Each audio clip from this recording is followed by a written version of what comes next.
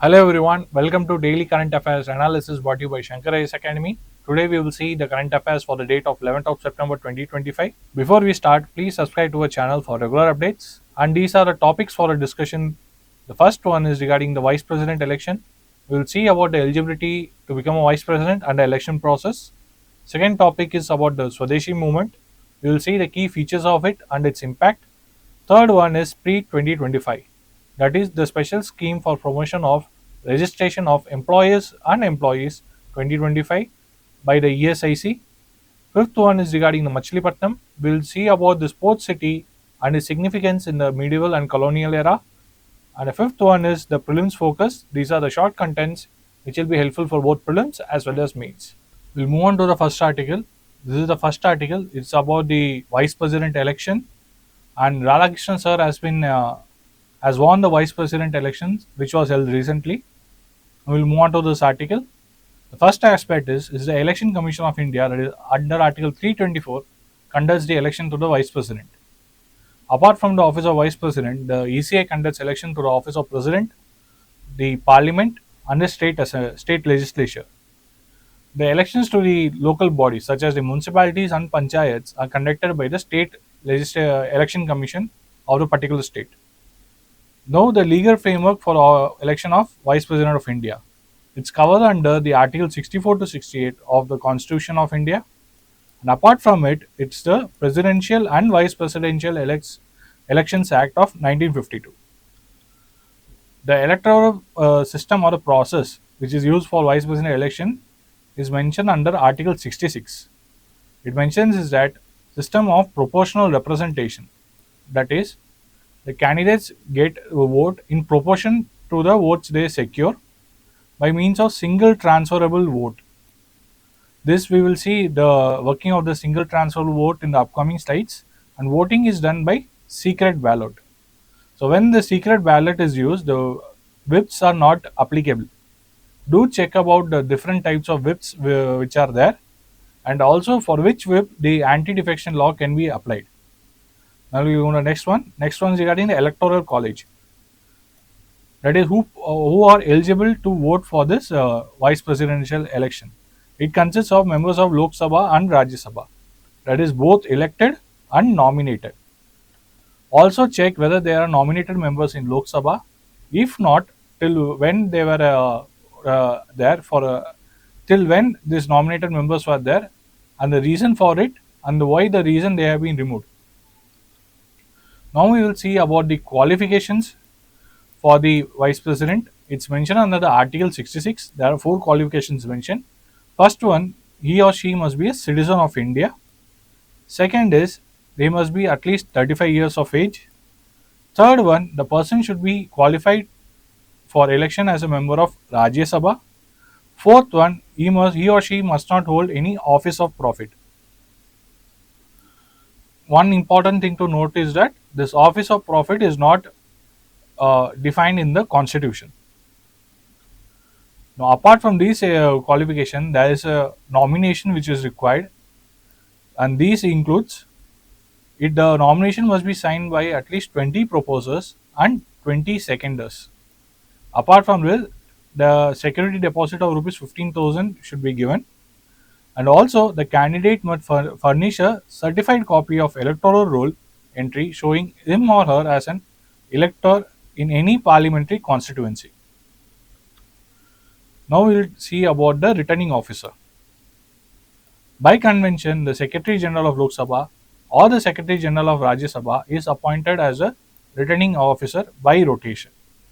For this vice presidential election, the Secretary General of Rajya Sabha was appointed as a returning officer. Now we will see about the ballot papers. One thing to note is that here the EVMs are not used, but instead we use the ballot papers. They are printed in pink color and printed in both Hindi and English. It contains 2 columns. The first column contains the names of the candidate, and the second column is for making the preference by the elector for each candidate. So for each elector has to mention the preference number for the candidates in it. So we'll see the procedure for vote counting. So each voter, as mentioned previously, marks the preference and submits it. From that, the valid votes and invalid votes are segregated. Now, how can a vote become an invalid one? For example, if a voter puts first preference for more than one candidate, it is counted as invalid. Also, if a voter doesn't mention first preference but mention the preference of second, third, or fourth, still it's considered as invalid. Another thing to note is that if the voter mentions only first preference and does not mention about the second, third, or fourth preference, that time it is counted as valid vote. So these are the examples in which the ballot paper can be considered as invalid. So these invalid votes are ballot papers are removed, and a valid number of total valid ballot papers are checked, and a total count is formed. For example, out of 120, 20 ballot papers are invalid, then a number of valid votes will be 100. With this 100, a quota is determined. This quota is determined as 50% of valid votes cast plus 1. So in here, for example, there are total 100 valid votes. So the quota will be 50 plus 1, that is 51. Any candidate who is able to get at least 51 votes or anything greater than 51 votes will be announced as the winner. So in the first round of counting, this is checked if any candidate is getting this minimum quota. If the candidate fails to get the minimum quota, what they do is they check the candidate who has got the least number of votes. That candidate is, then they do the process of elimination and exclusion. That least number of votes getting candidates is excluded from the process, and its ballot papers are transferred to the remaining candidates based on the second preference. So this round of counting again starts, and it goes until the candidate gets 50% of the votes cast plus 1. That is the minimum quota. At the end, who gets this first is declared as a winner. There is also a possibility that without a candidate may be declared winner without getting this minimum number of votes compared to the quota. This happens when the candidates are eliminated in each round. At the end, there is only one candidate remaining. Even if the candidate does not get the minimum number of votes, still he will be declared as a winner. So this is the procedure for counting the votes. Now we will see other important points. First one, value of each vote cast has the same value, that is 1. Unlike the presidential election where value of votes of MP compared to the value of votes of MLA differs, here each value of votes is 1. Second thing, since it's happening through secret ballot, the provision of anti-defection law is not applicable. Third, proxy voting is not allowed. Fourth one, disabled or illiterate elector cannot take the help of a companion to record his or her vote. Rather, in presidential election, the help can be taken from the returning officer. This provision is applicable for parliamentary and state legislature elections. The last one is an elector under preventive detention can cast his vote through postal ballot. So postal ballot voting is applicable only for electors who are under preventive detention. So once elected, the terms of office is for 5 years from the date in which he or she enters his office. Now, if there are any disputes, as per the Article 71, the authority to decide the disputes for all elections of president or vice president is decided by the Supreme Court, and its decision is final. So these are the points regarding the election to the vice president. We can get direct question in prelims by stating any of those points. As these points can be stated as statements, and we may have to check which are the correct and incorrect one. In few aspects, they might twist it. For example, they might say that it's mentioned in as per the constitution or as per any particular act. Those things can be one. You may also check whether the value of votes are equal or are they different. They might also ask whether nominated members of Rajya Sabha take part in the election or not, etc. These are the ways in which the questions in prelims can be found. So that's it for this article. We'll move on to the next article. In this article, we'll see about Swadeshi Movement. This topic is not directly related to this news article, but it has similar characters. So That's the reason we took this as a topic for today's news analysis. So we'll get into this topic. The first one, it was triggered by the partition of Bengal in 1905, which was announced by Lord Curzon. At that time, Lord Curzon was a viceroy of India, so this is important. So this can be directly asked in prelims as a statement. Second, the reason for partition, as said by British, was for administrative convenience. But the actual reason for partition is to divide the country on religious lines. It was one of the first mass movements in modern Indian history. Now we will see about the main features. The first one, boycott of foreign goods. It became the core idea of this movement. Foreign goods, that is British manufactured textiles, were boycotted, and even in certain places they were set on fire. Later, this boycott of textiles got extended to boycott of salt, sugar, cigarettes, etc. Simultaneous with boycott of foreign goods, we also had promotion of indigenous goods, that is Swadeshi. Indigenous goods like textiles, soap, sugar, etc. were promoted. Also, there was setting up of indigenous enterprises such as Bengal Chemicals and Pharmaceuticals, etc. Third one is regarding national education. British controlled education system were opposed to, and there was setting up of national school and educational institutions. This period also saw the setting up of National School of Education, National Council of Education. Fourth one is regarding the public mobilization. Earlier, the movements used to be restricted to the elite, but this movement saw mass participation. The people included students, professionals like lawyers, teachers, etc., and also people, the peasants and workers. Also, there were participation from women. So this took a mass character. Fifth one is regarding cultural revivalism. Our indigenous art forms, theatrics, songs, and dances were used to spread this movement. Rabindranath Tagore's Amar Sonar Bangla was used as a national anthem for this movement, and later this became the national anthem for Bangladesh. Bankim Chandra's Vande Mataram was sung at various rallies. Also, Bala Gangadhar Tilak used Ganpati and Shivaji festivals for propagating the Swadeshi movement.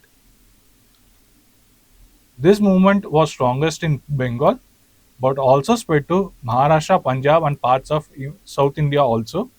So this is a direct question which can be asked in prelims. They can twist it as saying Swadeshi movement was limited to Bengal. So with this, you can mark the answer it as incorrect. So these are the ways in which the question can be formed from this statement alone. Now we will see the impact of Swadeshi movement. First one is integration of economic boycott with political agitation. For the first time in modern India, the political protest went in hand with the economic self-reliance. This boycott of foreign goods like textiles, salt, sugar, etc. was seen as a symbol of political defiance to the British rule. The second aspect is stimulus to indigenous industries. This boycott of foreign goods resulted in the demand for indigenous industries. So we had a growth of indigenous enterprises such as stated before, the Bengal chemicals, etc. Also, there was a demand for indigenous cloths later, which was even promoted by Mahatma Gandhi, which we all know as Khadi. Third one is rise of nationalist consciousness.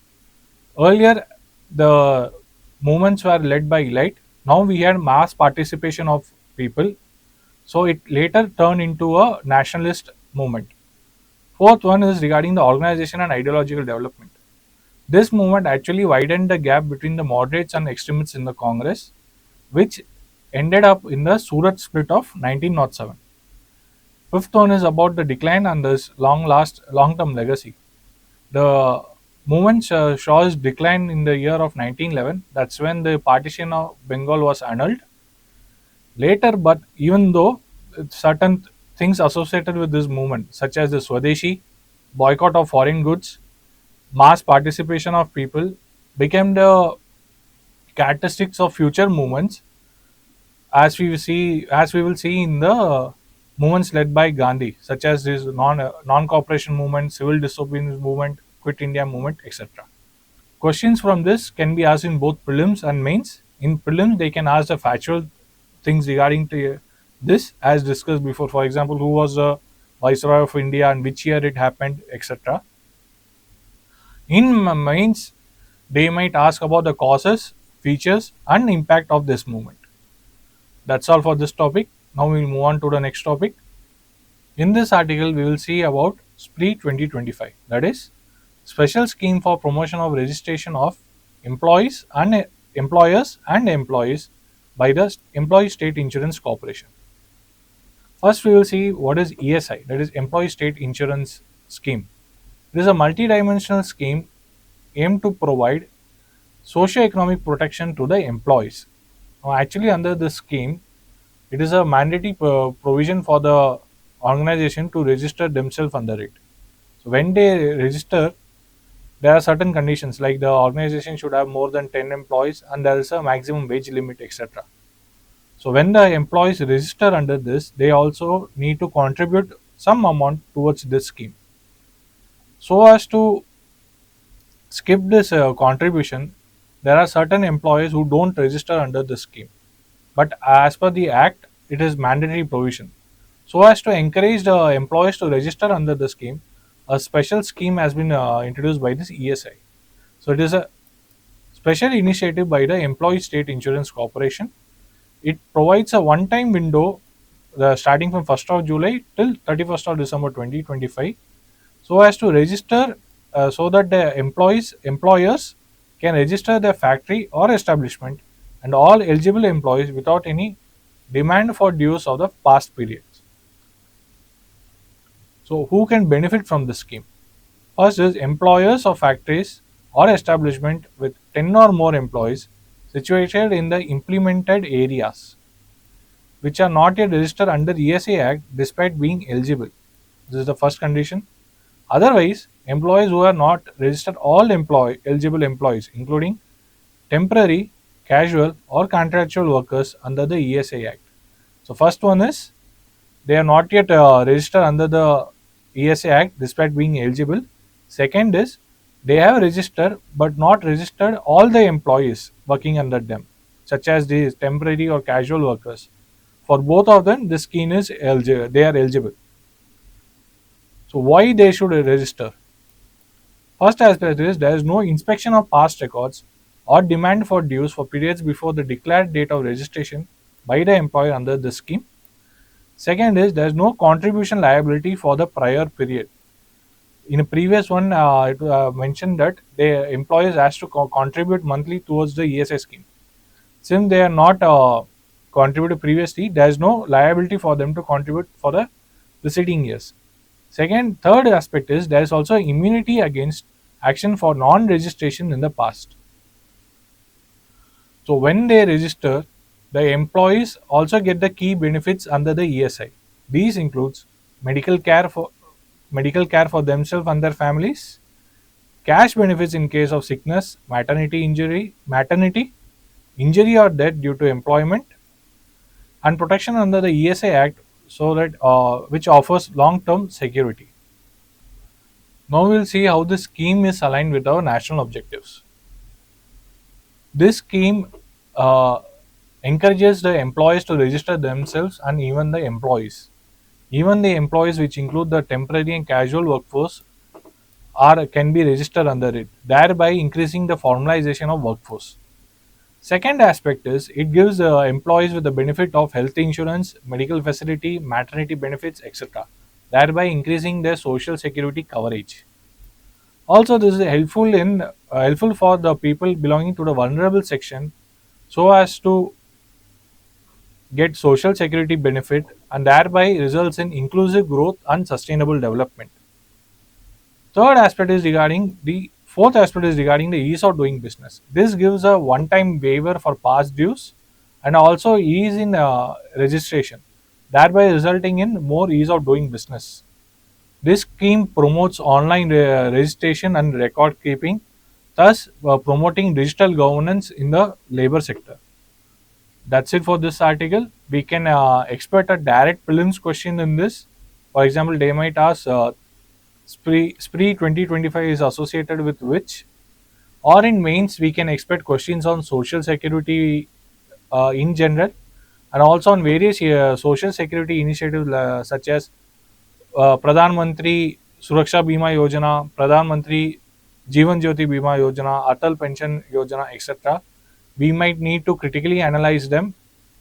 For example, we have to we might be asked to mention about the features of it, the good aspects and the lacunae or the issues with it, and then give suggestions how to improve those things. On these lines, we can be asked questions with regard to social security initiatives in India. Now we will move on to the next topic. In this article, we will see about Machilipatnam. It's a coastal town in Krishna district in Andhra Pradesh. It lies on a Coromandel coast of Bay of Bengal. This is the Coromandel coast. It actually extends from Tamil Nadu and goes almost till Orissa. It gets its name from the word Cholamandalam. Cholamandalam means the realm of Cholas. This word Cholamandalam later got turned into Coromandel. So we will see about its historical significance. In the Middle period, it flourished as a major port city under the Satavahanas and later the Qutub Shahi rulers of Golconda. The trade was happening under the Satavahanas. The trade happened from the Coromandel coast to Southeast Asian nations, also Sri Lanka, and also till Rome. It's known for its handicrafts and textiles, which include the chins and kalamkari. Now we'll see about its significance in a colonial period.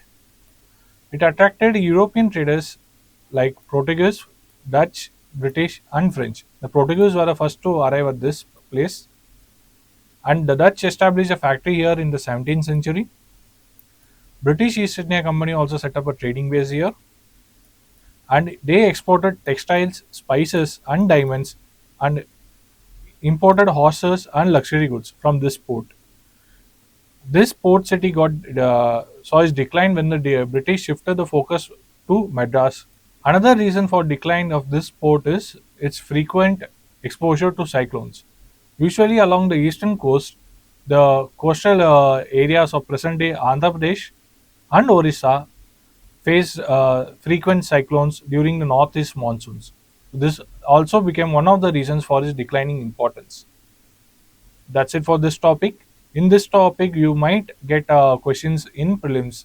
They can ask you like match the following. They might mention the port cities and ask you to match with the corresponding which port it is or which sea it faces. This is an example of the prelims question which they might ask. So that's it for this topic. We'll move on to the next topic. Now we will see about the prelims focus. These are short news content which will be helpful for both prelims as well as mains. The first one is regarding the National Company Law Tribunal. It's established under the Companies Act of 2013. Its function is to handle insolvency resolution, company law disputes, and shareholder grievances.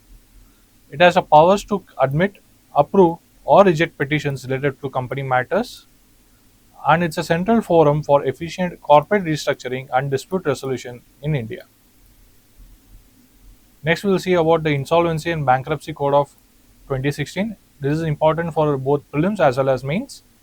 So, IBC 2016 is India's key legislation for resolving insolvency and bankruptcy efficiently. Now, please check what is the difference between being insolvent and being bankrupt. Its objective is to consolidate and amend laws relating to insolvency and bankruptcy of companies, individuals, and partnerships, and introduces time-bound insolvency resolution, usually within 180 to 330 days for companies. Then it's administered via the National Company Law Tribunal for companies and Debt Recovery Tribunal for individuals. This statement can be asked in prelims, and it ensures faster recovery for creditors, promoters, entrepreneurship, and strengthens the credit culture. So this also you can use it as an example for promoting ease of doing business. Now we will move on to the next. It's regarding the Platinum Jubilee celebration of Engineering Exports Promotion Council, that is EEPC. Recently, President Draupadi Murmu graced the 75th anniversary of EEPC India in New Delhi. EEPC is India's government-sponsored, non-commercial organization established in 1955. Its aim is to promote Indian engineering exports and serve as a vital bridge between the engineering industry and global market. These engineering exports include those manufactured items, automobiles, etc. And approximately they contribute to about 25% of India's total export. And we'll see about the export growth. The engineering exports grew from $70 billion to $115 billion in the last decade, despite the global trade challenges. Next one is regarding the coal production in India. Coal production in India rose to about 8% on a month-on-month basis, despite a slow season caused by monsoon-related operational challenges and lower typical demand. So from April to August, coal production slightly declined by 0.6% compared to the same period last year, with domestic output at 381.75 metric ton against the 384 metric ton a year ago. The major contributors are the public sector Coal India Limited remained the largest contributor, accounting for approximately 76% of total coal production on a year-to-date basis. Most of the coal demand is met domestically. Imports mainly consist of essential cooking coal and high-grade non-cooking coal due to limited domestic reserves. Now we'll see about the National Institutional Ranking Framework. NIRS has expanded from 4 to 17 categories, with participation rising from 3,565 to 14,163 institutions in 2025. The ranking parameters weightage include: based on teaching, learning and resources, its weightage is 30%. For research and professional practice, the weightage is given as 30%. Graduation outcomes weightage is 20%, and outreach and inclusivity weightage is 10%. And again, the peer participation is given as 10%. NIRF was launched in 2016 by the Ministry of Education. This is important, can be asked in prelims as a direct statement. Its role is to benchmark quality in higher education, inform policy and planning, promote research and innovation, enhancing inclusivity and equity, and guiding students and stakeholders. That's it for today's news analysis. If you find the video helpful, please like the video and give your valuable feedback, and do subscribe to our channel for regular updates. Thank you and have a nice day.